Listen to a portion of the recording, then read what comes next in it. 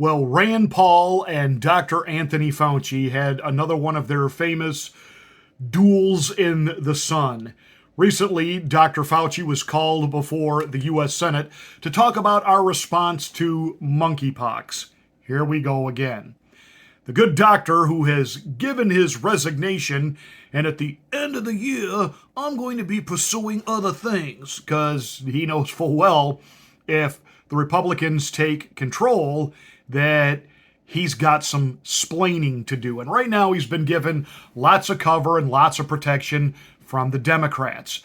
But Rand Paul, honestly and legitimately, is really the only one in Washington that really wants to hold Anthony Fauci accountable. And there's obviously a reason for that. Let me pause right here so that we make all of the community guidelines people happy. The vaccine has worked wonderful. And if you have used the vaccine, you absolutely know the benefits that were involved in this vaccine. There. I have now satisfied the community guidelines. There is a reason why Anthony Fauci has been provided the level of cover. At one point, it was really getting to where it looked like they might just throw him under the bus. And that was kind of the code to him. You need to back off. It is time for you to go away. Because this issue, the draconian lockdowns and the mandates, et cetera, et cetera, et cetera, it really was killing Joe Biden. It was killing the Democrats. It was an albatross around their neck. They were drowning as a result of it. So he was told to back off, and he'd back off a little bit, and then he'd come, he likes being the rock star. He loves being St. Fauci and walking on water. And he's even now taking credit that all of the young people that are now entering college to study science or pursue medicine, it's because it's called the Fauci factor. I'm not kidding you. He actually said that. I mean, you talk about just this little God complex narcissist. That is one Tony Fauci. But it's obvious with the shady origins. We're allowed to talk about the lab leak now, but we really can't insinuate any type of nefarious. Listen. He's in this in its origin up to his eyeballs. That's why he was doing CYA in the very beginning, downplaying what happened in China. He was even downplaying mandates and wearing the hat. That was because he was worried that if people got scared of this thing, they would put two and two together and come after him. And then when he realized that through fear, they would look to him for help and not necessarily be overly concerned about the origin, he played that for all he could play it. Now, that said, in his most recent exchange with Rand Paul, this is rather lengthy, and I'm going to play the entire clip. It's about 4 minutes. I'm going to play it uninterrupted. And what Rand Paul really goes after him over is the fact that, you keep pushing more and more and more doses, more boosters, et cetera, et cetera, et cetera. And you will not factor in at all natural immunity. And yet there was a time, Dr. Fauci, you understood that natural immunity was the best immunity. What changed? But she's had the flu for 14 days. Should she get a flu shot? Well, no. If she got the flu for 14 days, she's as protected as anybody can be, because the best vaccination is to get infected yourself. And so if she really has the flu, she definitely doesn't need a flu vaccine. If she really has the flu, she should not get it again. No, she doesn't need it, because it's the most potent vaccination is getting infected yourself. This is an ongoing question, and we've had ever-evolving opinions from you, Dr. Fauci. Currently, antibody surveys show that 80% of children, approximately 80% of children, have had COVID, and yet there are no guidelines coming from you or anybody in the government to take into account their naturally acquired immunity. You seemed quite certain of yourself in 2004, but in 2022, there's a lot less certainty. One of the things that we also know after looking at this for 2 to 3 years is that the mortality from COVID is very similar, if not less, than influenza. So when we look at this, we wonder, why you seem to really embrace basic immunology back in 2004 and why you seem to reject it now. Well, I don't reject basic immunology, Senator, and I have never denied that there is importance of the protection following infection.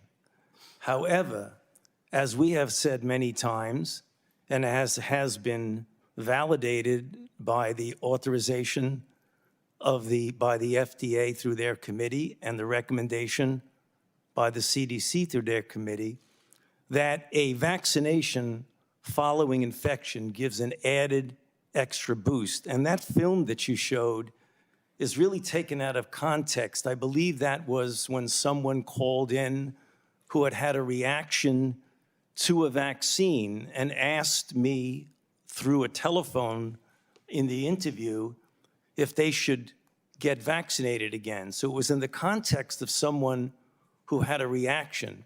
And as a matter of fact, Reuters fact check looked at that and said, Fauci's 2004 comments do not contradict his pandemic stance. Actually, words don't lie. If you look at the words behind me, we can go over them a little bit at a time. She doesn't need it because the most potent vaccination is getting infected yourself. It is true. It is true, Senator. It is a very potent way to protect. So when you're trying to tell us that kids need a third or a fourth vaccine, are you including the variability or the variable of previous infection in the studies?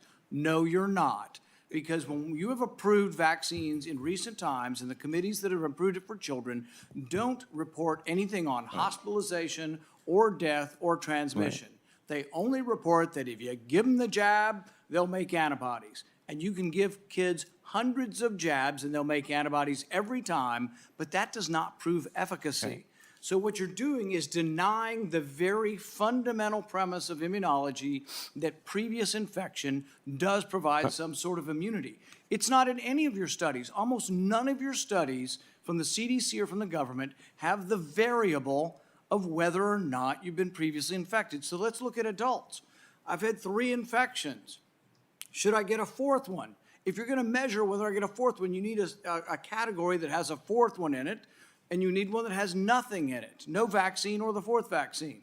But you also need to know whether they've been infected. If you ignore whether they've been infected, you're ignoring a vaccine, basically, so you're ignoring a variable. So what you're giving us is you decry, and people decry vaccine hesitancy. It's coming from the gobbledygook that you give us. You're not paying attention to the science. The very basic science is that previous infection provides a level of immunity. If you ignore that in your studies, if you don't present that in your committees, you're not being truthful or honest with us. You know, Dr. Fauci, this was not one of his better performances, and he's looking a little off his game here, and he is really looking a little bit like, well, what happens if, when I'm done and the Republicans take over, will the Democrats continue to help me out here? Could I really be actually held accountable? I mean, look at his face and his body language is not he's not snarky here. He's not in control here. He knows he's in Rand Paul's crosshairs, and it's interesting to note that when you yourself have said something and you have to rely on somebody else's explanation to help defend yourself over what you said, he points, Reuters fact-checked what I said. Well, you're the one that said it, which need Reuters to tell us what you said for. And that was exactly where, at that point, Rand Paul had him by the jugular and said, no. This is what you said. This is the context in which you said it. And then he took it to that next level. Is the real reason you have changed your science on this from where you were just back in the 1980s and 90s, where science has always been that natural immunity is always the best immunity?